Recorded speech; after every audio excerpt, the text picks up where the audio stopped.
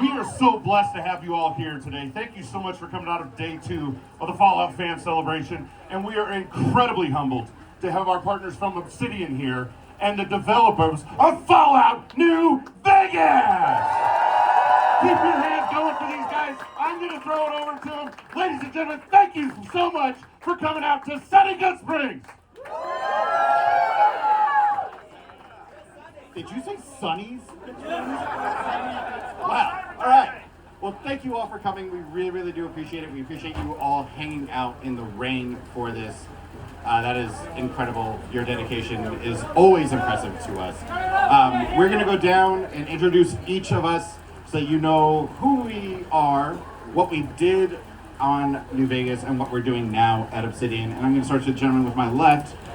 Go ahead and introduce yourself. Hello everyone, my name is John Gonzalez. I'm Creative Director at Obsidian Development and Obsidian Entertainment. However, back in the back day, when I worked on New Vegas, I was a lead creative designer, which basically means I was the narrative lead of the game. So when we started working on New Vegas, we knew it was going to start with you getting shot in the head and left in a shallow grave, and we knew it was going to end with a cataclysmic final battle at Hoover Dam.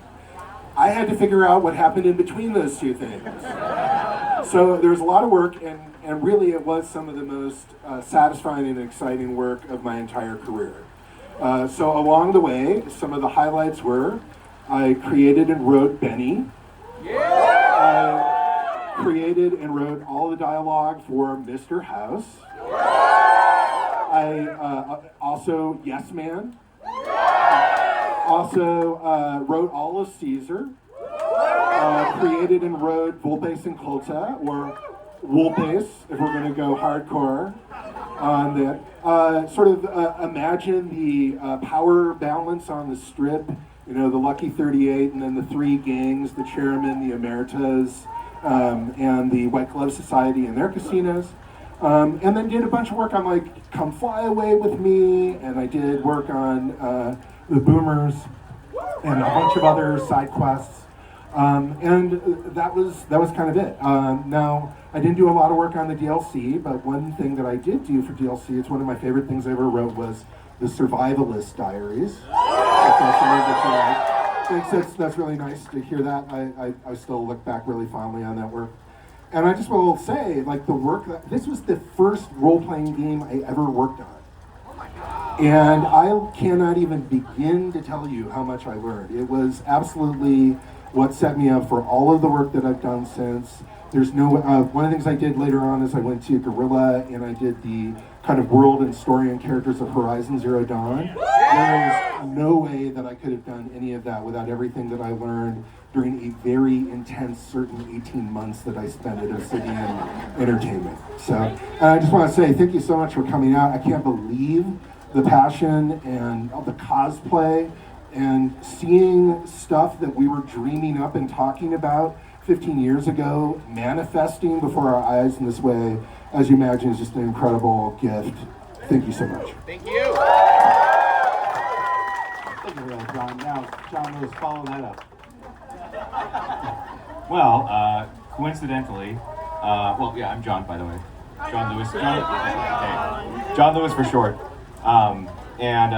Coincidentally, 15 years ago is when I got my start in the game industry at Obsidian Entertainment. And if you do the math, then you would realize that I didn't actually work on New Vegas until the end. And so the majority of my work was actually on the 4 DLCs. So Dead Money, Anarchs, and then primarily on Old World Blues and Once Well, let's see, what didn't I do? No, I did. So for all those Gek modders out there, you might have heard the word nav mesh. That is what I was hired to do, and it's a harsh lesson in tedium. But I was one of my bosses. Thank you. You know. So one of my bosses was Chris Avalone, and he was constantly pushing for me to be able to do more than just that. So on Honest Hearts, I got to do a lot more. Oh, I was an intern, by the way, if I didn't mention that. Still am. 15 years later. So, where was I going? Oh yeah, so on Honest Hearts, I got to do some loot placement. I got to do set dressing all over the place. On Old World Blues, I actually got to design a bunch of locations. So there's the Saturnite Alloy Research Facility. I got to do Higgs Village. I did all the maps, the Pip-Boy maps for all the DLCs. Yeah. And I got to do the end slides for DLC 3 and 4. Let's see, on Lonesome Road, I got to do the most work. I designed the Ashton missile silo, and then also a little-known area called the Courier's Mile, which many of you have maybe suffered through. I'm sorry. Not sorry, though. Sorry, not sorry. Yeah. And yeah, that was most of my work that I did on New Vegas. Brian?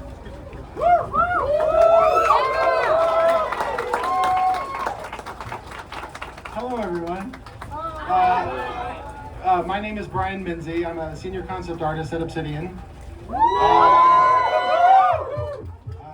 On Fallout New Vegas, I pretty much drew or concepted nearly everything you see in it.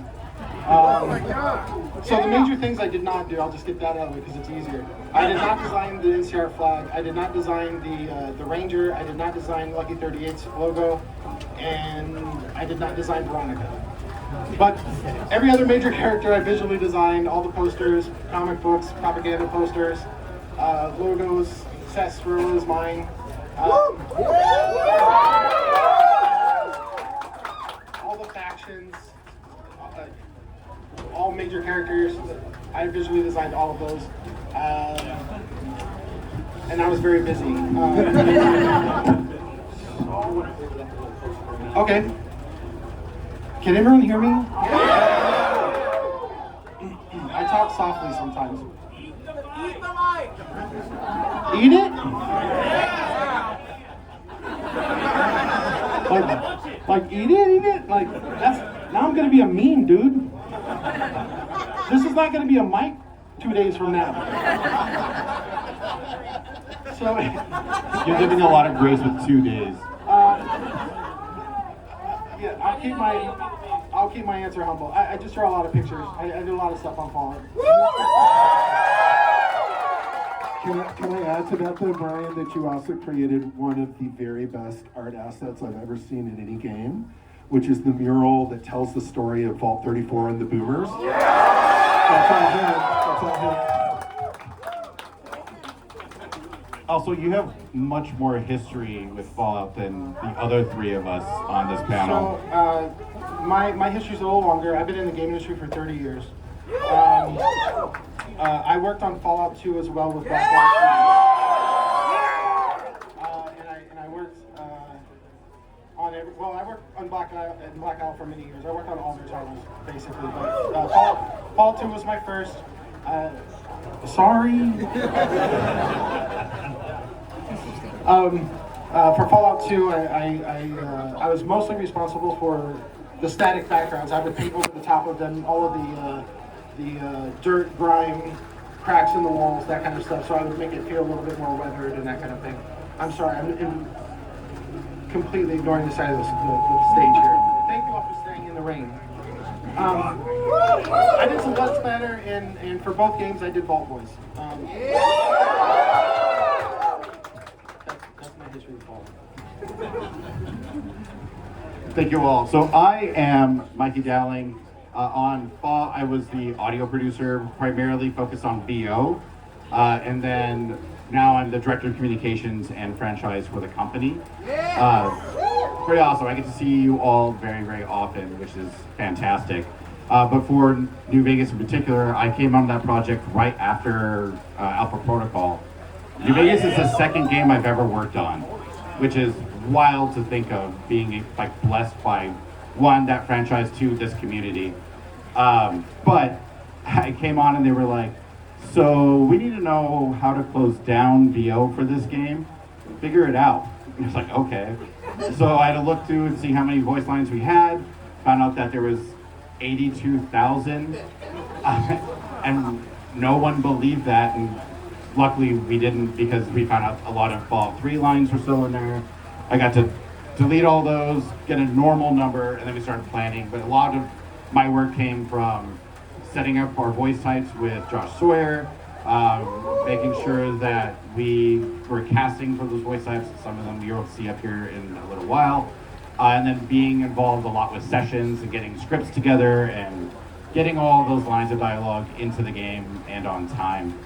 We recorded for essentially 2 months across 4 studios, mostly running every day, Monday through Friday. I lived in LA for 2 months of my life, sometimes taking the trek.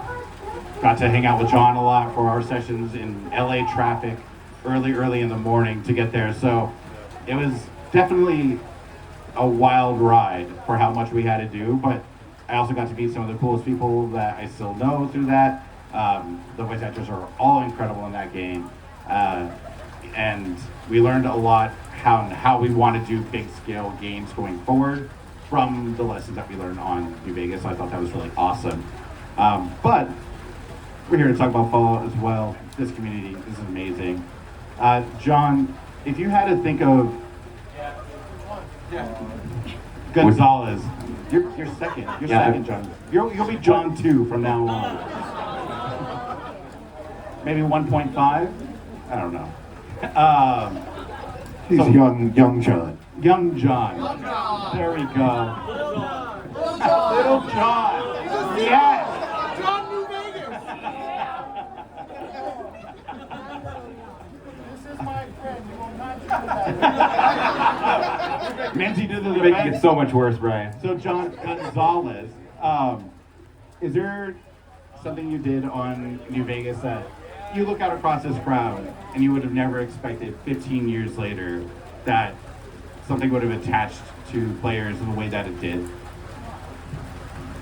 Well, I think one of the things I've been most delighted about is seeing lots of ladies dressed as Benny. I think that you have found a way of taking the ultimate lady killer and putting him in his place. In terms of if we expand the question to just kind of things we remember from the game, like when I try to think of something that's an interesting anecdote, I always think Yes Man is a fascinating example of necessity being the mother of invention.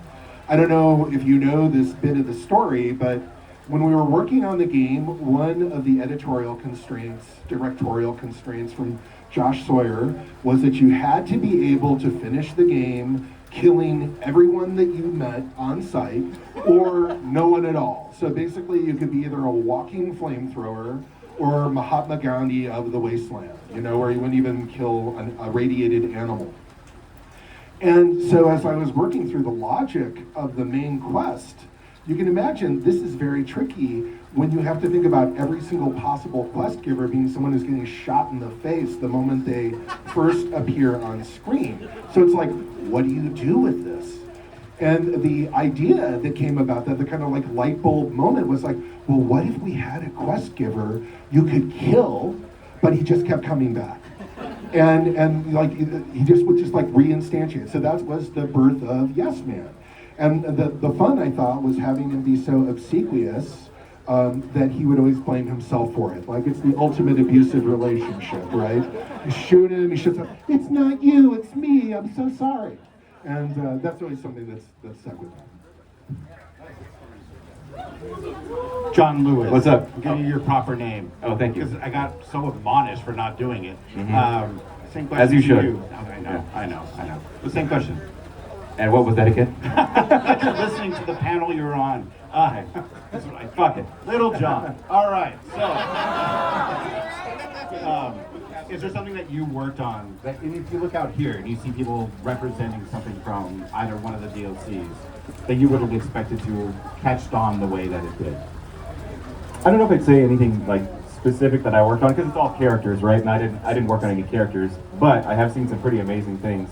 One of which was a shoulder-mounted Eddie. Whoever you are, I would love to take a photo with you later because that's amazing. Over there. Okay, nice. We'll meet up later. Yeah, other than that, I mean, just seeing, I saw like the most perfect Doc Mitchell yesterday. Obviously all the bennies and the don't see any right now, but the Joshua Graham squad, that was impressive. Yeah, I'll pass it to Brian. For me, it'd be all the DLC love. There's a lot more DLC love than I ever thought that there would be. Can you all hear me? I'm sorry. Especially with the Sierra Madre, seeing a lot of Veras and Dean Dominoes out there. That's amazing to me.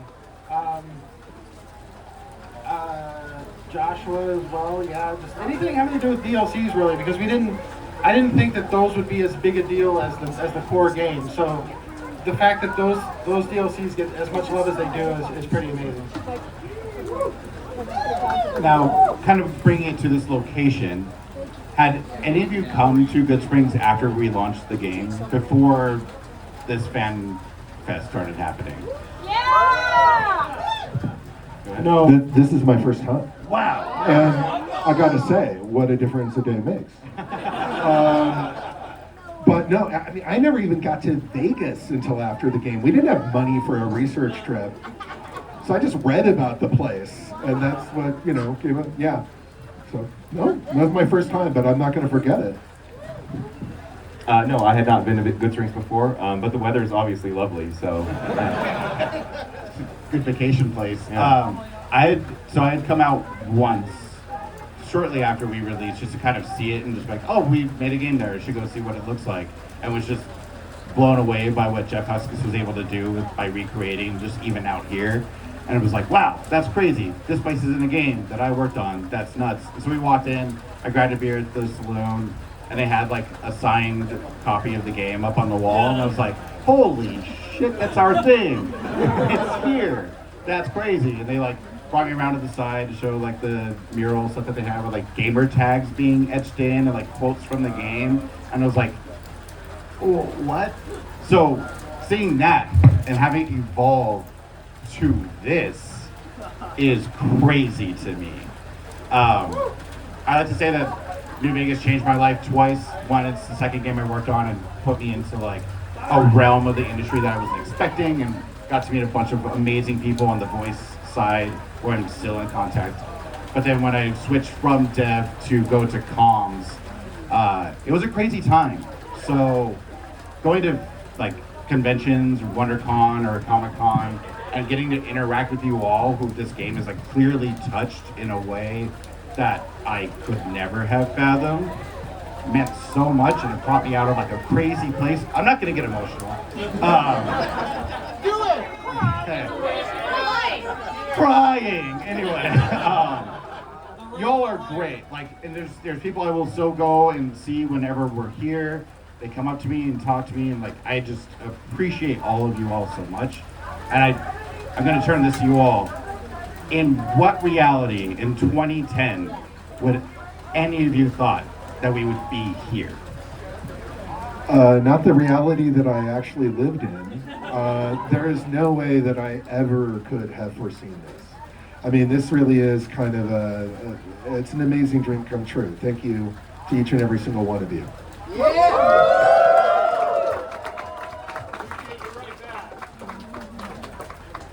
So in 2010, I was a desperate 26-year-old artist, and you could do the math there. Yeah, I didn't even know. I mean, I knew what Fallout was. I had played Fallout 3 a bit, but I didn't have a lot of experience with like the prequels or the first few games, and yeah, I had no idea it was going to explode like this. And a big part of that is all of you. I mean, we made it, but you all carried it this far. So yeah, thank you for that. It's been incredible to see. Yeah. You look great for 50. Although this really surpasses any ideas that I would have for a fandom, I kind of knew that Fallout was something back on Fallout 2. Because there were fans. We were getting lots of letters, we were getting lots of emails, that kind of thing. There was a lot of fans online that were talking about the game. So we kind of knew there was a large fan base. But when Interplay closed, Bethesda bought it, I knew then that it was probably going to be a lot bigger than it ever was. But still, this weekend has been a complete surprise, and it's very, very humbling But no, I had no idea that it would ever be something like this. You guys are crazy. Yeah. Proud of Like, it. but in a good way, in a very good way. Gary.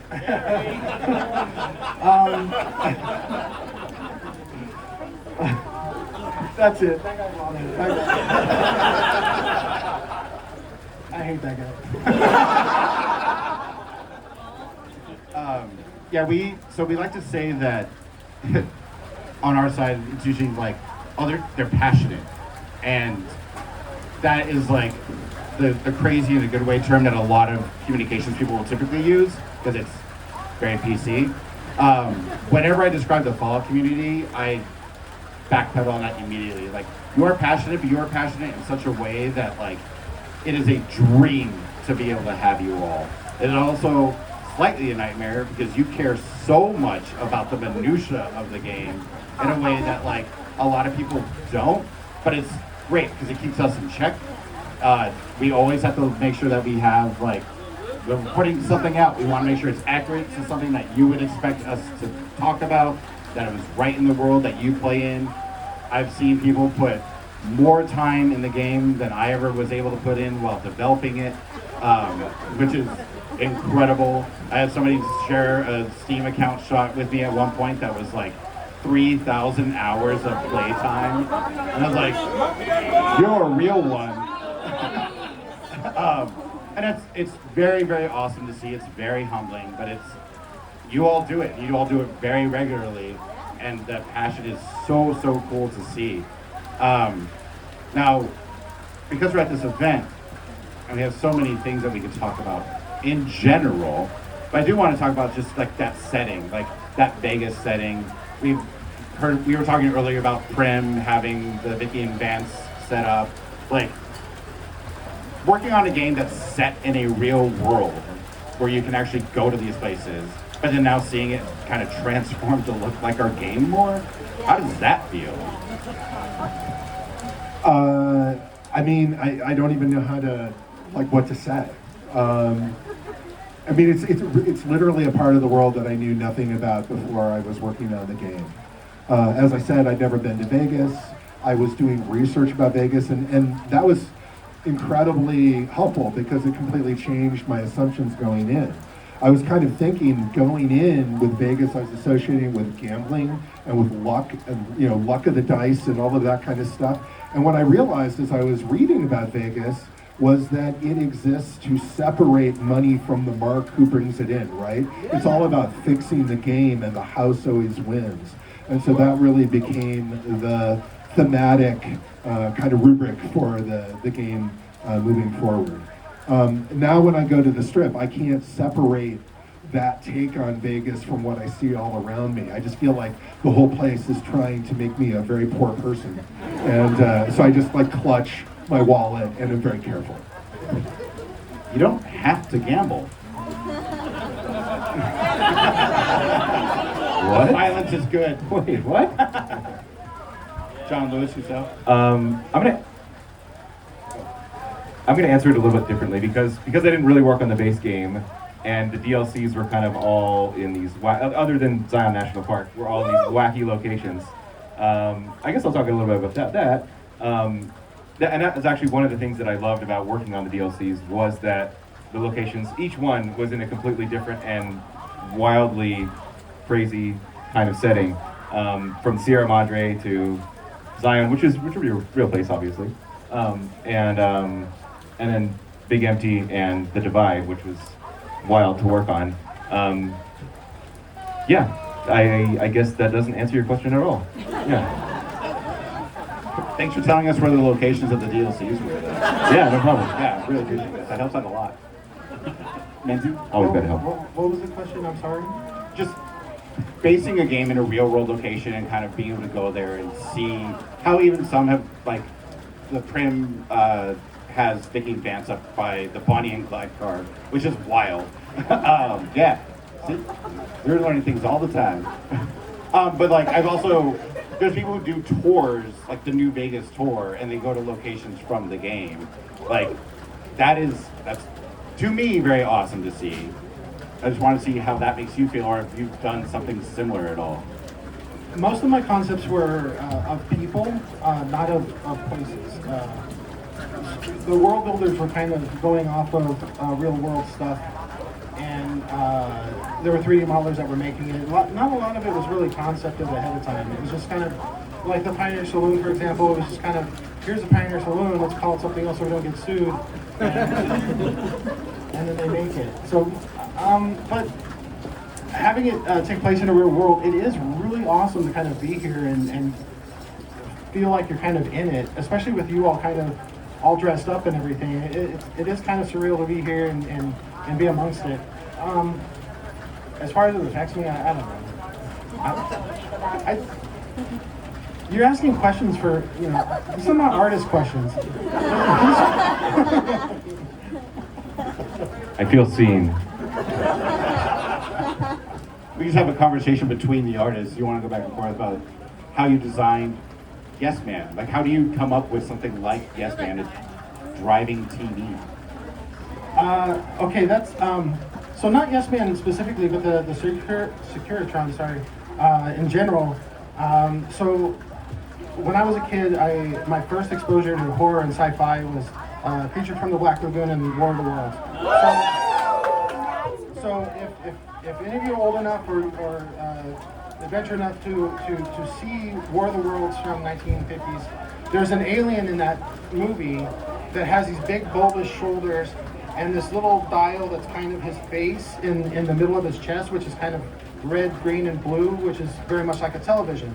And it made a really big impression on me when I was a little kid, and I just, as I got older and I started doing this kind of work, I kind of put that in the back of my mind that I would always use that somewhere. And so when the Securitrons came about, and part of the request was having a television kind of embedded into the chest, immediately I knew exactly what I wanted to do with it. So I built it off of that. Yeah. That's good though. That feedback. And John, bringing Yes Man to life, like having somebody so positive. So to give the story on how Yes Man's voice actor happened, we were actually recording Wayne Newton here in Vegas, and our production crew came up with a list of people who wanted to be in the game. And like, who would be good for this? And Dave Foley was there, and I loved Kids in the Hall. I think Kids in the Hall probably shaped my comedic taste more than it probably should have at a very young age. But I was like, I need to work with that guy. And they're like, who should he be? And I said, Yes Man. And they said, why? And I was like, he's Canadian. He's very nice. And so they're like, great. And I think we went to you and like, do you think Dave Foley is fine for Yes Man? Coming in from a concept from Menze, you're writing the script and then going to studio, and you see your character brought to life in that way. Can you go into that a little bit so that they can, because that is also a surreal experience in and of itself. Well, this is the thing when you're writing for a video game. It's very, very different from writing in a solitary way, like a book, or writing on your own, even for a film or something like that, I imagine, is that it's so intensely collaborative. And what you hope for, and it frequently happens, is that you write a description of a character or a concept for a location, and then this goes to an artist, and they come back with something that's just even better than what you had in mind. And that's just perfection when that happens. And so I think this is a great example. I never would have thought of Dave Foley for Yes Man, but I think he's the perfect choice. I think Rene Auberjonois for House. That's what someone asked. I never would have thought of Odo for that role. And he was flawless. I mean, he just did that job so perfectly. And so that happens throughout the entire project, where there are other people's work that just bring things alive in a way that you just have to be grateful for. You just basically sit back and are grateful.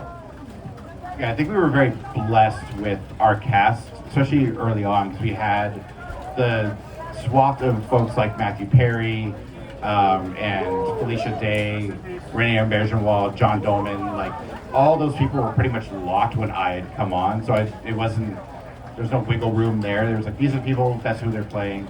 And then I was kind of there to help fill out everyone else who wasn't a big named character. But because of the process and because of Fallout being Fallout, a lot of people were able to kind of come in and like that same thing with Dave Foley, like that list of people showed up. Like Michael Hogan was there, and I was like, Doc Mitchell, because I love Saltai. Danny Trejo. Danny Trejo. So that one, he was actually already locked too. I don't remember how. That was just he was given to us, and I wasn't gonna say no. Also, fun fact: I was not in this session, but our Travis Stout wrote Raul, and we were on the strictest of strictest deadlines for this game. Like, we were localizing at the same time of recording, so like all of FIGs, so French, Italian, German, and Spanish were basically trailing us by like 2 weeks to record everything we were doing to get done in time. And we could not change anything in the booth, which is an actor's least favorite thing to do. Especially somebody like Danny Trejo, who make that very vocal. So the story I was told after that session was, he was in the booth, he started saying lines, and they had to be like, you have to read it as written. And he went, why? Like, well, because we're localizing, and if we change this, then we have to change it for localizers, and it's just gonna be a lot of, it's just too much. And he went, bullshit. Like, the actor gets the lines, the writer's done, we say what we want. And they're like, not in video games, bro. And it's like, and that is like the weird thing that a lot of people don't understand going into games too, is you get a script, you're angry at a person for 3 lines, then you love them for 2, and then you're middle of the ground with them, but then angry at them. Like, you kind of have to flow in and out on like your emotions, which is very challenging for actors. So respect your actors, always support them. But yeah, you get a lot of people who go in the booth for the first time and they just get stud locked. It's like, what do you do with this? It is so much harder than it looks. I mean, it is genuine skill on display in the recording booth, for sure. Yeah, and that's just a small part of it, right? Like, I was just there to hear words come to life. You create the world, the setting, they help put it together and make it look gorgeous, and so that you can actually all see what's in the minds of someone like yourself. And then we give it to you. And then you own it. The model that we have at Obsidian is your world's your way, and I think it's just kind of, we started using it much more frequently recently around our 20th anniversary, but even before then it was always in the DNA of the company of just making sure that what we make is for you to do with how you want to. A big part of that is we consistently see ourselves as the DMs and want to make sure that how you play the game is accounted for and how you want to approach it is accounted for. And once you get it, it's in your hands to build your stories, because I know your plot through New Vegas is different than your plot through New Vegas and your plot through New Vegas. And you all can compare that, and you all do frequently. And you all seem to think that one side is definitely better than the other. And the Caesar's Legion people, why? I get the I have to say, when I was trying to write the best possible arguments for authoritarianism, like, you didn't need to take it so seriously. Okay, can we back down off of that? But it is yours. Like, it's the craziest thing to see that we just get to go out there now and like, we made it, you own it, and that's very, very awesome. I don't really know how much time we have. It feels like we were given 45, and I know there's actors who are coming as well. But I do want to just give us each kind of a round of closing thoughts. What this 15 years has been like for you, and having this is blowing my mind. Yeah, this is blowing my mind. I mean, I've already told you, like, I can't even thank you enough. I just appreciate it so much. I don't think it's a coincidence that my career has looped me back to Obsidian. So I'm not in a position to say anything about what I'm working on right now. It's not that. Yeah, when I rejoined on my LinkedIn page, the first thing I said was, it's not that, and none of you seem to have believed me. It's not that. So I can't say anything about what I'm working on, except that I'm very excited and I hope you're going to love it. Something I can say that I'm really excited about for those of you gamers who are also readers is I'm actually very close to finishing my debut novel. It is a video game themed action epic. The title is God Mode Single Player. It asks the question, what if the world were a video game but you weren't the one playing it? And if you want to know anything more about it, you can go ahead and ask me when I'm walking around here, or you can go and visit whoisp1.com. Whoisp1.com. Thanks.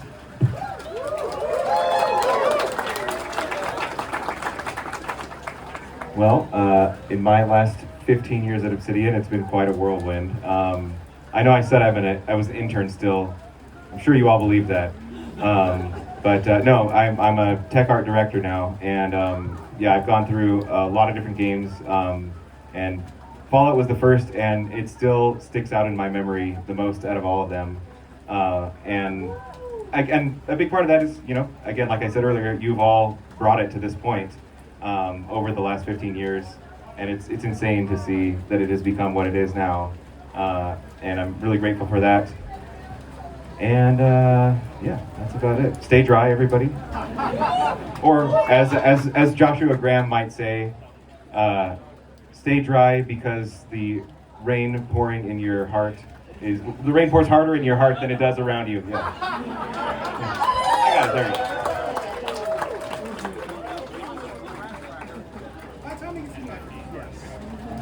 Closing thoughts. But riff. We're riffing. We're just going to be, these are closing thoughts that we're going to get another round in on. So, you know, it's all good.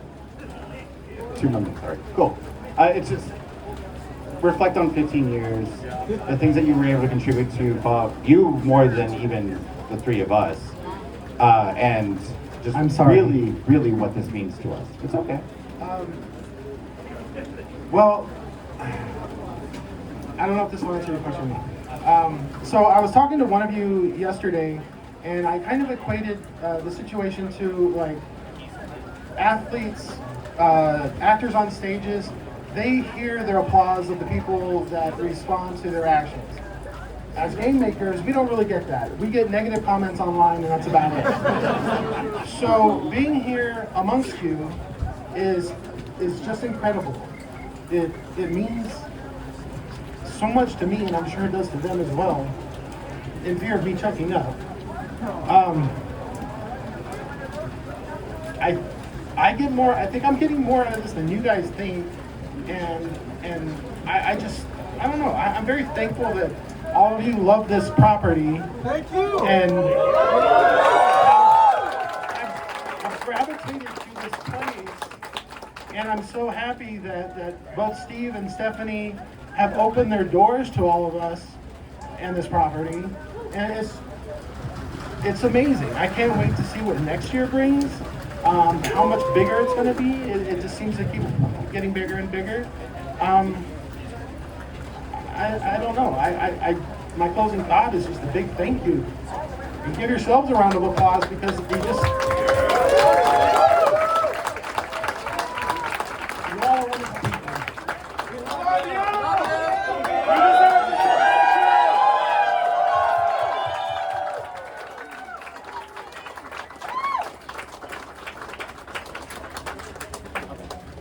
All right, so after we all got emotional, thanks, Brian.